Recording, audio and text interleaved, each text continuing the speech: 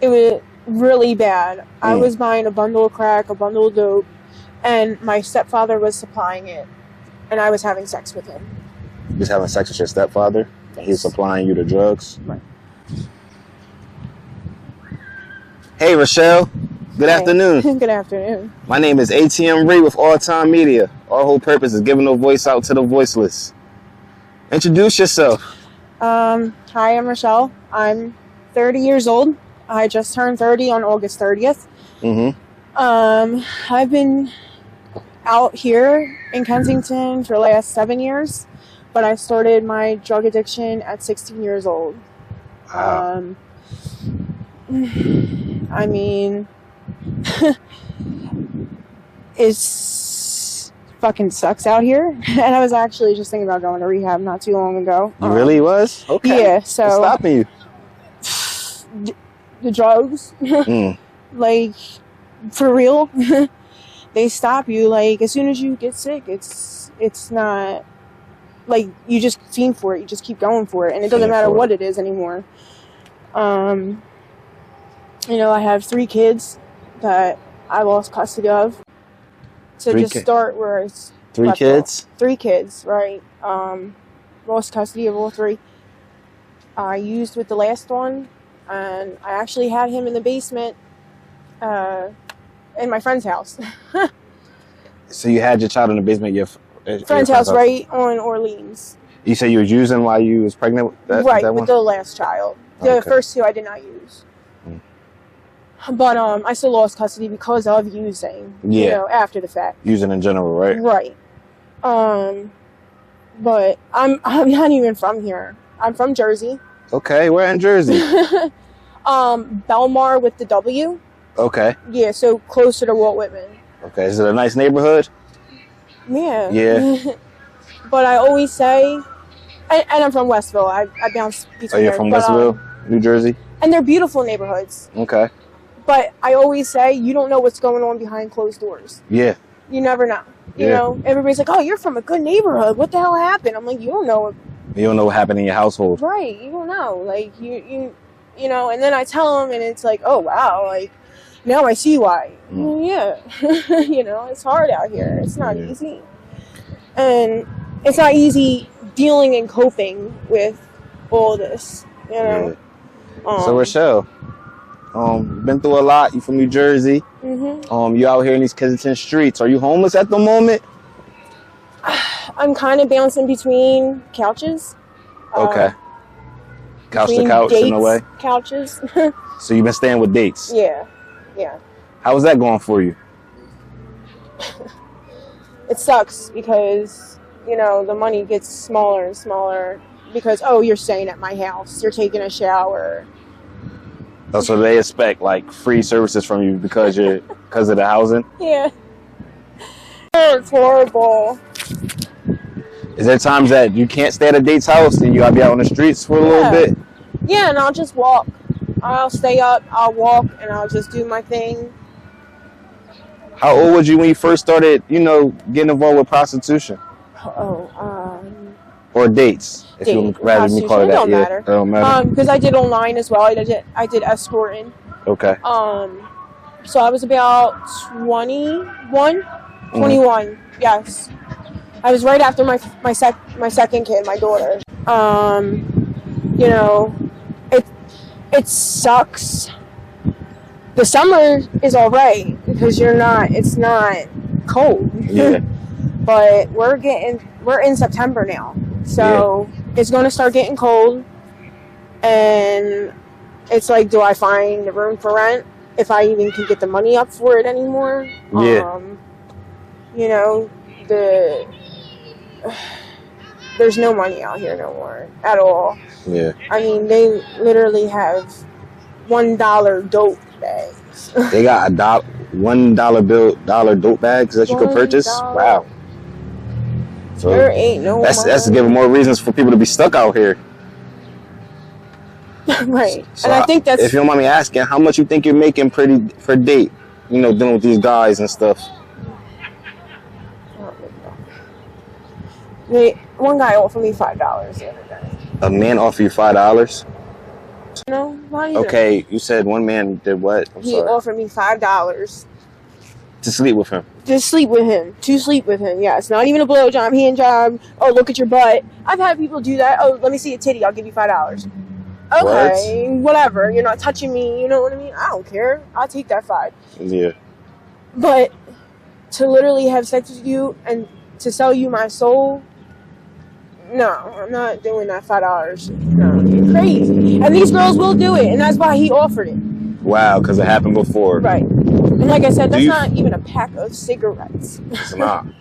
You frown upon the line of work you do, or what? What you think about it? What's your input on that? My input on this line of work, if it's on the streets, it's hard. It's rough. But when I was escorting online, it wasn't bad. Like, I actually enjoyed doing what I did. And I guess that's because of the clientele is completely different. Yeah. The money's way different, 20 times, 30 times bigger. And half the time they don't even touch you. They don't even have sex with you. So my whole thing is, like, if you're not even touching me and you're paying me $500 to sit there and smoke crack with you, then cool. You know what I mean? Yeah. That's cool with me. That's I'll some stuff, take that. man. So, but it's like when I get online, I lose that phone. Like, I'll lose my phone. Yeah. Somebody robs me for it. I just got jumped the day before my birthday for my phone and everything. Yeah. And you just got robbed? Oh, yeah. Man. And then we got robbed at gunpoint a couple weeks before that, me and a date. Wow. All he did was pull up, and I guess these people, like, watched us, or watched him, you know, had me get in the car. So he got robbed? Yeah, $1,400. Out here? Mm-hmm. In Kensington? Yeah. Wow. Dangerous. Right on Airman Go. Right. It's crazy out here. So how you end up using at 16 years old, Richelle? That's very young. You know, a lot of girls your age was cheerleading, playing sports, volleyball, girls' nights out and stuff. I mean, I used to play softball and all. I think it's because my mom had a really, she was like bipolar, but with a really bad depression. And we went through a lot with my mom. And it was like hard to, and my sister, she, you know, had her issues too. And I just grew up as the middle child. Let's just put it that way. You know, I got a brother. He was the baby. The older sister's the greatest. You know, she's doing everything right. And then the redheaded stepchild, I guess. I don't know. Do you feel like you're treated like that, the redheaded stepchild? I just feel like I wasn't treated like my sister. Like my sister, when she had prom, her dress got bought brand new. I wore my sister's old dress. Oh, shoot. Is she the oldest? Yeah. Like, she had no choice to get a brand new, you know? Like, I that's feel you, not though. fair, though. Yeah. Like, it's my prom. Like, I'm supposed to be wearing brand new something. Yeah. No, I'm wearing her old dress. Oh, man. And she didn't even want me wearing it. Like, that was the worst part. You know what I mean? Like, so, and I grew up with a single mom. Single mom. Yeah. Where's the pops at? He took off when I was a baby. Okay. Have you ever reconnected? Never. Never? My sister and him did, but... Okay, how did that go for her? Apparently well enough to where when he died, she was there for him, and, you know, I was there for my mom. They died 4 months apart. Oh. Both my parents. Man, I'm sorry to hear that. God bless their soul. Yeah, so... You know, my mom hurt the most. My mom was my best friend. Even though I felt as though I wasn't the star of the show. Yeah. I could still go to my mom and be like, hey, when I started using drugs, hey, I'm using drugs. And how old was you when your mom passed, Richelle? 22. Oh, you were very young still. Yeah, and I had my 2 babies already. You had your 2 babies. Yeah. Did you fall deeper into addiction after that? It was really bad. I was buying a bundle of crack, a bundle of dope, and my stepfather was supplying it, and I was having sex with him. You was having sex with your stepfather? Yes. He was supplying you the drugs? Right. He would supply so every day. Did you start, having intercourse with your stepfather after your mother passed, or? Yes, it was after. It was never before. He approached you in that manner? Yeah. Mm-hmm. Did he like kind of raise you in a way, or? Yeah, I mean, I've known him since I was 14, 15 years old. They were married. Oh man, so this is your real stepfather. And it was the first man that actually stepped up and took care of us and was there for years. And I felt like he was really my dad. Like, he really took a big connection to me. And my brother was even jealous of that. You know what I mean? Like, he took a big connection to me. We did everything. Like, did he ever give any signs while your mother was alive that he had eyes on you or any way? But he always had a fantasy of having sex with his stepdaughter. Oh my God. I've been the only stepdaughter. So what do you mean? I'm sorry to say, I know my input, I feel like that's sick as a man, you know what I'm saying? Taking advantage of a young lady that you actually raised as a father figure, and you used her addiction to her advantage to sleep with her. Mm-hmm. Did you look at him a certain way? Was you upset about it? Did it bother you? Did it hurt you? How did you feel about this whole thing? No. I'm so deep in my addiction, and he has custody of my kids because of my mom passing. So it's like, I'm just doing it to keep him happy, keep my addiction from, you know, keeping my addiction up, keeping my addiction, I don't know the word I'm looking for. You know what I'm saying, though. Keep myself well every day. And I have my kids. I'm able to take care of my kids every day and see them every day. Because there's been multiple times where they kicked me out and I wasn't allowed to see my kids. So I knew the moment he kicks me out, I'm never seeing them kids again. And is that what happened? December, the 31st that's New Year's, right? 31st? Yeah. December 31st, at 11:59, I got kicked out of my house. There was literally fireworks going off as I got kicked out of my house. Man. Was your stepfather into drugs, or? Yeah, he kind of used with me a little bit. Yeah. Yeah, like he would take a hit of crack. Dib and dab. Yeah, because like he wanted to see what it was, I guess. Yeah. And he did meth at one point, and I was getting a meth at points, but he smoked weed. That was his big thing, was smoking weed. So right now he has custody of your kids? My oldest, too. All right. Yes. The intercourse you had with your stepfather, was it a secret to the family, or? It was a secret until I said something. Then you brought it up. And then it was, no way. They said you were lying. Yeah. Of course. Well, Richelle, I believe you. Thank you. Nobody else does. My brother eventually believed me. Yeah. So. Forget that guy. You know I gotta get my kids from him when I get clean. But it's get clean, get your kids from that guy. Once again, forget that guy. Get clean. This strength. It's so hard, right? I don't know what they're gonna do. Richelle, you're only 30 years old. You're very young. You've been using since you were 16. Who introduced you at 16? Oh yeah, that's right. My ex. My first love, I should say. I'm sorry. Yeah. My first love, my high school sweetheart, whatever. But he wasn't in high school with me. He was older than me. He was 19 when I met him. But we drank. His mom was a nurse that worked at night. Okay. So there was a lot of drinking. There was a lot of smoking. Pills eventually started popping up. Okay. You know. Coke started popping up. He started doing coke. He introduced me to coke, sniffing it. And then one day, his friend said, "Hey, I got some dope. You want to try it to calm down?" Mm-hmm. And I'm like, you know, yeah, whatever, fuck it. He gave me this tiny little line, and I fell in love instantly. I felt that heat go through my body, and I couldn't move. Like, it felt so good. And I loved it ever since. And from that point on, it was like a dibble-dabble thing. Mm-hmm. And like, I would ride to Camden and grab it, but I would grab like a bag, 2 bags. It wasn't crazy. It's not until I met Joey Crack. Who's Joey Crack? Joey Crack. He lived 4 houses down from me. Yeah. Joey Crack. Yeah, he smoked a lot of crack. I don't know where he got the money from. Was his nickname Joey Crack? Yeah. Because he smoked a lot of crack. But no, he did dope. He did crack. But Joey was his name, and he lived 4 houses down. So every time he would text me, "Hey Pinky, what are you doing today?" And he'd be like, "I'm taking over the world." Or I'd text him, "You know, what are you doing today?" He'd be like, "I'm taking over the world." And I'd run over there and I'd just smoke all day, all night. I neglected my kids. I neglected my family. But yeah, Pinky was my nickname. And okay.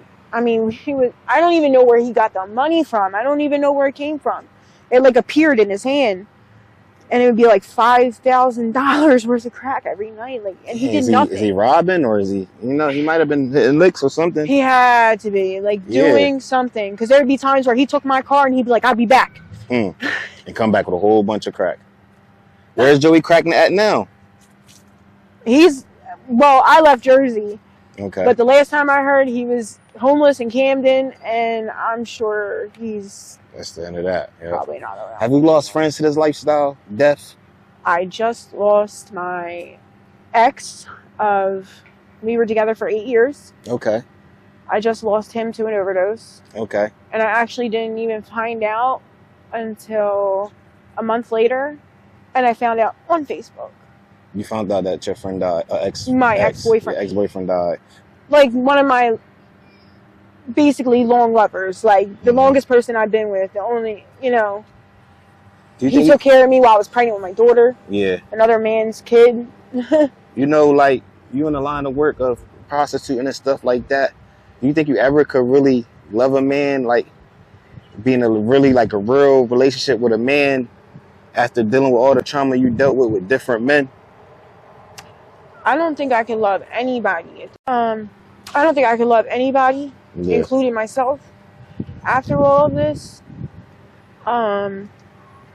Because it's just... I think I've just been told so much of how big of a piece of shit I am. I'm a slut, I'm a whore, I'm this and that. And that's even during my dating and stuff. Like... During your dates? Yeah. Like, they called you names like that? They treat us like shit. Like, they really treat us like whores. Like... And you still getting them cars because of your addiction? I have to. I have to. I used to boost, but it's just not... It's not my thing. Like, it's just... This is what I'm used to. I understand. Now, if I could get back online,